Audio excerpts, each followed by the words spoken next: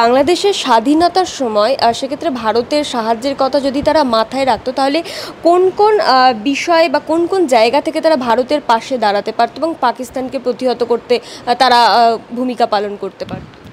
এখন মুশকিলটা কী জানো তো, এটা দিয়ে তো এখন গঙ্গা এবং পদ্মা দুটো দিয়েই এত জল গড়িয়ে গেছে, এত পানি গড়িয়ে গেছে, ফলে এইটা করলে কি হলে কি হতো, ভারতের ওই সময় উপকার মনে রাখা, এইগুলো আমি মনে করি যে আজকের দিনে দাঁড়িয়ে এগুলো আবেগটা অনেক বেশি, যুক্তির জায়গাতে খুব একটা বেশি নয়। আর আমাদেরও অনেকের যেটা আছে কি জানো, যেটা আমি বারবার বলার চেষ্টা করি কিন্তু যথারীতি প্রচুর তাতে শত্রু তৈরি হয়, যে আমাদের উপকার ভারত উপকার করেছে, ভারত পাশে দাঁড়িয়েছে, এটা অনেকটাই সত্যি কথা। কিন্তু এইটা যেন কখনো সারা জীবনের একটা চুক্তি হয় না, যে যেহেতু আমি একজনকে উপকার করেছি সেই জন্য সে পুরনো জমিদারের কাছে ঋণগ্রস্ত প্রজার মতো, কৃষকের মতো সে আমার কাছে সমর্পণ করে যাবে, দাসখত লিখে যাবে যে তোমাকেই আমি সারা জীবন সেবা করে যাব। এই চাওয়াটাও কিন্তু খুব অযৌক্তিক চাওয়া। তখনকার পরিস্থিতি, তখন ভূ রাজনৈতিক পরিস্থিতি, তখন আমেরিকার সঙ্গে ভারতের সম্পর্ক বা তৎকালীন পূর্ব বাংলার বড় দল আওয়ামী লীগের সম্পর্ক, সেগুলো তো আস্তে আস্তে অনেক কিছু পাল্টে যাচ্ছে।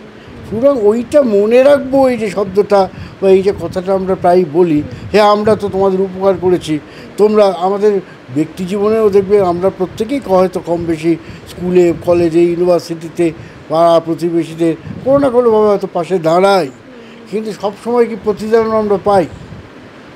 তো এই কথাগুলো আমার কাছে খুব একটা গুরুত্বপূর্ণ নয় আমার কাছে আর কি। তার ফলে অনেকে আমাকে অন্যভাবে বলেন আর কি।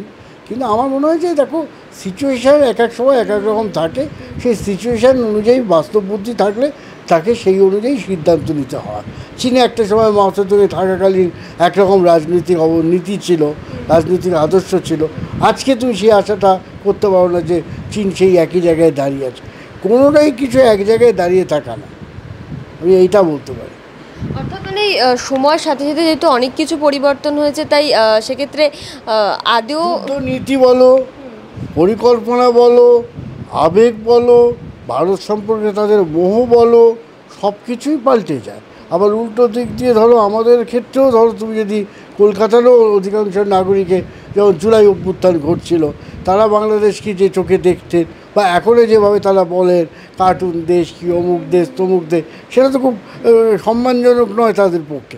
ফলে আমরা তো ক্রমাগত পাল্টাচ্ছি। এবার এই পাল্টানোটা ভালো কি খারাপ এটা নিয়ে বিতর্ক থাকতে পারে, কিন্তু পাল্টাচ্ছি যে সেটা শুধু বাংলাদেশ পাল্টাচ্ছে, আমরা পাল্টাচ্ছি না, বা আমরাই শুধু পাল্টেছি, তারা কেউ পাল্টাচ্ছে না, এটা নয়। ফলে প্রত্যেকটা পরিস্থিতি অনুযায়ী কিন্তু অনেক জিনিসটা নির্ধারিত হয়। আর বর্তমানে স্যার বাংলাদেশে আওয়ামী লীগকে নিষিদ্ধ করা হয়েছে এবং তার ফলে একাধিক স্লোগান আমরা শুনেছি। বর্তমানে দাঁড়িয়ে কি এটা কোথাও গিয়ে মনে করছেন যে এই বাংলাদেশে এই ইসলামিক দলগুলোই তারা একেবারে প্রভাব বিস্তার করতে চাচ্ছে এবং পুরোপুরি করে ফেলছে? দেখো, খুব সত্যি কথা যদি বলো, যে আজকাল বাংলাদেশ এমন একটা স্পর্শকাতর বিষয় বা ইস্যু হয়ে দাঁড়িয়েছে না, আমি সত্যি ভারতপক্ষে আজকাল খুব একটা কথা বলতে চাই না। তার কারণ হচ্ছে, তুমি যাই বলবে, হ্যাঁ, সেটা নিয়ে কিছু না কিছু বিতর্ক উঠবেই। সেটা আমাদের দেশেও উঠবে, বাংলাদেশেও উঠবে আর কি। সহনশীলতা এত কমে গেছে এবং রাজনৈতিক পরিণত মস্তিষ্কের এত অভাব দেখা দিচ্ছে। ফলে এইটা তোমার প্রশ্নটা খুব গুরুত্বপূর্ণ প্রশ্ন।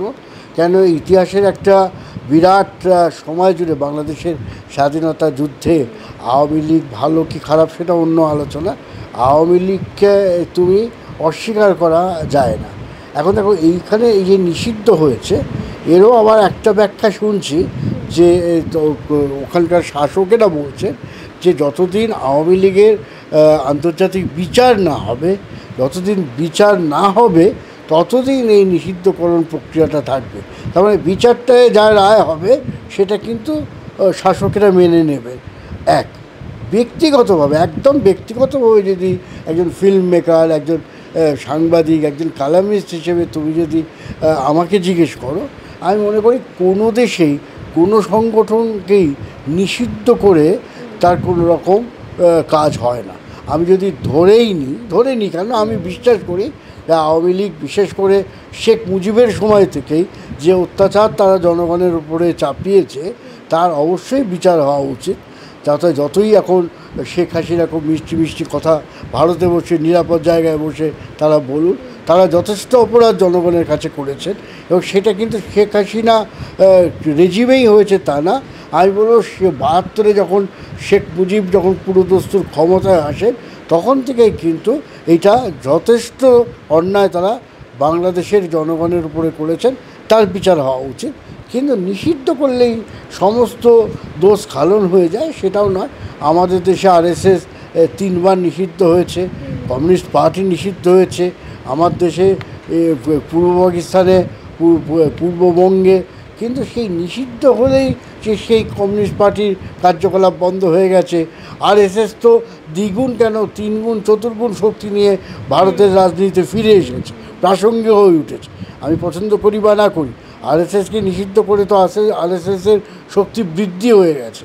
সুতরাং আওয়ামী লীগকে নিষিদ্ধ করলেই যে সে মুছে যাবে এটা আমি অন্তত ব্যক্তিগতভাবে বিশ্বাস করি।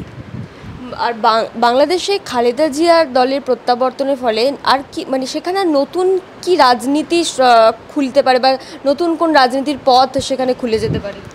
দেখো, এখন বাংলাদেশকে যদি খুব সাদা কালোতে ভাগ করি তাহলে আমার যেটা মনে হচ্ছে বাংলাদেশের দুটো মূল ধারা দ্বন্দ্ব তৈরি হয়েছে। একদিকে সত্যি হেফাজতে ইসলাম বা অন্যান্য উগ্র সাম্প্রদায়িক শক্তিগুলো যারা উগ্র ইসলামের কথা বলে, যে ইসলামের সাথে হজরত মুহাম্মদের প্রবর্তিত যে ধর্ম কতটা সম্পর্ক আছে সেটা নিয়ে অনেক প্রশ্ন উঠতে পারে বা ওঠা উচিত আর কি। এবং এটা নিয়ে মৌলানা ভাসানী একাধিকবার বলেছিলেন যে এমন একটা ইসলাম জন্মাতে পারে যেটা পশ্চিমীদের স্বার্থে, সাম্রাজ্যবাদের স্বার্থে সেই ইসলাম একটা অন্য চেহারায় আবির্ভূত হবে। সুতরাং লাদেনকে কারা তৈরি করেছে এটাও যেমন পরিষ্কার, আবার অন্যান্য জায়গায় যে উগ্র যে মুসলমানদের যে অভ্যুত্থান বা ইসলামাইজেশনটা তৈরি হচ্ছে সেইটাও কিন্তু নিশ্চয়ই সমর্থনযোগ্য নয়। ফলে দ্বন্দ্ব কিন্তু দুটো পাশাপাশি, কিন্তু আবার আজও সেই সংখ্যাটাই কিন্তু বাংলাদেশ নয়।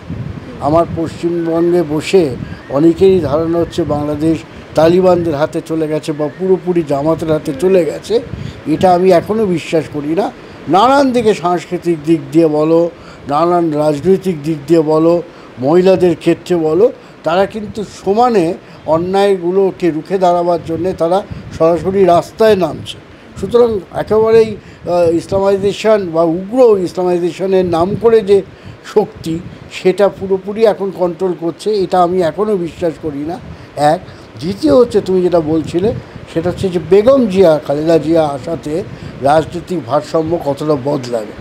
অবশ্যই বদলাবে। দেখো, বিএনপি সম্পর্কে আমাদের পশ্চিমবঙ্গের একটা ধারণা আছে এবং সেই ধারণাটা আমাদের এখানকার মিডিয়া তৈরি করে এবং বাংলাদেশেরও কোনো কোনো মিডিয়া দেখছি তৈরি করার চেষ্টা করে যাচ্ছে। বিএনপি কিন্তু মূলত হচ্ছে একটা মধ্যপন্থী সেন্ট্রিস্ট দল। তাদের সাথে কেউ কেউ বলেন একই সঙ্গে উচ্চারিত হয় বিএনপি জামাত, এটা কিন্তু আদৌ সত্যি না। কেন এরকম যদি উচ্চারণ হয়, কেন সেটা নির্বাচনী কিছু জোট হয়েছে, সেই নির্বাচনের জোট আমাদের তৃণমূলের সাথেও একসময় বিজেপির হয়েছে, আবার তোমার ওই বাংলাদেশেই আওয়ামী লীগের সাথেও কিন্তু জামাতের জোট হয়েছে। ফলে বিএনপিকে যেভাবে আঙুল দিয়ে চরম দক্ষিণপন্থীর সঙ্গে ট্যাগ করা হয় এটা ইতিহাসের পক্ষে ঠিক নয়। এটা হচ্ছে এক। দ্বিতীয় হচ্ছে অবশ্যই বেগম খালেদা জিয়ার একটা ভাবমূর্তি ওখানে আছে এবং তার পেছনে প্রবল জনসমর্থন আছে। যারা অস্বীকার করছেন, যারা মুছে দিতে চাইছেন, তারা বাংলাদেশে থাকলেও তারা বাংলাদেশকে হয়তো দেখতে পাচ্ছেন না। এবং তার অনেকগুলো কারণ আছে। কেন বিএনপির অনেকগুলো কর্মসূচি আছে যে কর্মসূচিকে তুমি নিন্দা করার কোনো জায়গা নেই। যেমন ধরো সার্ক, আজকে দেখো আমেরিকার এক কথায় কিন্তু ভারত এবং পাকিস্তান যুদ্ধ মেনে নিল, কিন্তু জোট নিরপেক্ষ যে জায়গাটা, যে দক্ষিণ এশিয়ার যে দেশগুলোকে এক কাট্টা করা, এটা তো জিয়া করেছিলেন, মেজর জিয়া করেছিলেন। তার যে প্রথম দল তাকে তো রাজাকার হিসেবে চিহ্নিত করা হয়েছিল হাসিনার রেজিমে, কিন্তু তিনিই তো প্রথম যুদ্ধের আনুষ্ঠানিক ঘোষণা করেছিলেন চট্টগ্রাম থেকে আর কি। সেই যুদ্ধের যে ঘোষণা সেটা তো অনেককে উজ্জীবিত করেছিল, অনেককে মুক্তিযোদ্ধাদের অক্সিজেন দিয়েছিল। পরবর্তীকালে জিয়া যখন ক্ষমতা আসেন, তার যে গ্রামে যে খাল কাটা কর্মসূচি যদি তুমি দেখো, তার যদি তুমি যে কোনো গ্রামে বাংলাদেশে গিয়ে তুমি প্রবীণ মানুষদের সঙ্গে যদি কথা বলো, তুমি দেখবে তারা সেই কথা কিন্তু আজও মনে রেখেছে। তারপরে 90-এর দশকে এরশাদ বিরোধী যে মহাসংগ্রাম, সেই তার তো নেতৃত্ব খালেদা জিয়া দিয়েছে, সবাই শিফট করে গেছে। খালেদা জিয়াকে পরবর্তীকালে হেন কোনো মানে অপমান করার চেষ্টা করা হয়নি, সবাই চেষ্টা করেছে। আওয়ামী লীগ তো করেইছে আর কি, হাসিনা নিজে ব্যক্তিগতভাবে করেছেন। কিন্তু দেখো, তিনি এমন কোনো উদাহরণ তুমি দিতে পারবে না তিনি খুব পাল্টা প্রত্যাখ্যাত করেছেন, খারাপ কথা বলেছেন। এখনও তিনি দেখো বিপুল সমর্থন নিয়ে তিনি ফিরে এসছেন সুস্থ হয়ে আর কি। আমি আশা করছি উনি সুস্থ হয়ে গেছেন। কিন্তু দেখো, এখনও পর্যন্ত কিন্তু একটা বেফাস কথা, একটা বাজে কথা তার মুখ দিয়ে শোনা যায়নি। ফলে আমার কিছু মনে হয় যে এটা একটা রাজনৈতিক অবশ্যই একটা নতুন অধ্যায়ের সূচনা হলেও হতে পারে। এই যে মানে উগ্র ইসলামবাদের বিরুদ্ধে হয়তো এমন একটা জোট হতে পারে ধর্মনিরপেক্ষ বাম এবং বিএনপির, সেটা হলে আমি অন্তত অবাক হব না।